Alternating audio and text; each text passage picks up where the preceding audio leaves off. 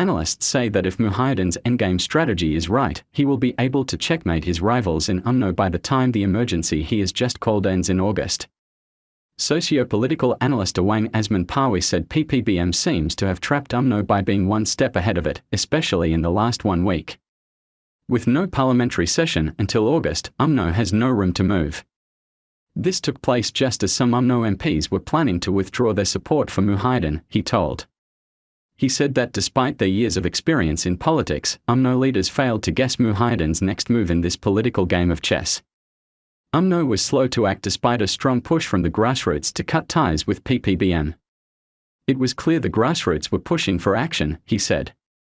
Umno, he said, went to the extent of helping Muhyiddin by supporting Budget 2021 in Parliament, even tricking the opposition that Umno was on their side. Umno did get some concessions in the budget and thus may have been lulled into the belief that it could get Muhyiddin to agree to certain issues it wanted resolved. That may explain why Umno was slow to cut ties with PPBM. But the delay gave Muhyiddin the upper hand to strengthen Perikatan Nasional, including by wooing MPs from other parties.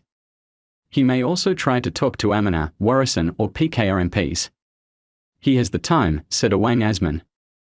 By strengthening PN, he said, Muhyiddin would be able to avoid elections till 2023.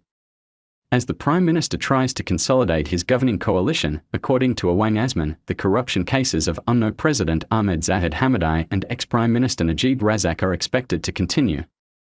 This can be seen as a message to others not to challenge PPBM and to woo and calm the situation among those in Umno who are against him, he added. Wrong moves by Umno. Meanwhile, an Umno source said his party had been overcautious about cutting ties with PPBM. When Makhang MP, Ahmed Jazlan Yaqub, announced his withdrawal of support for Muhyiddin, he should have done it with a few others. Umno MPs who wanted to withdraw their support were slow, giving time for Muhyiddin to act, he told.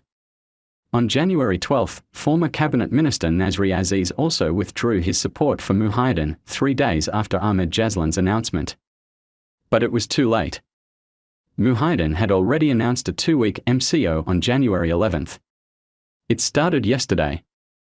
On January 12, the Yang Di Pertuan Agong, on Muhyiddin's request, proclaimed a state of emergency until August 1.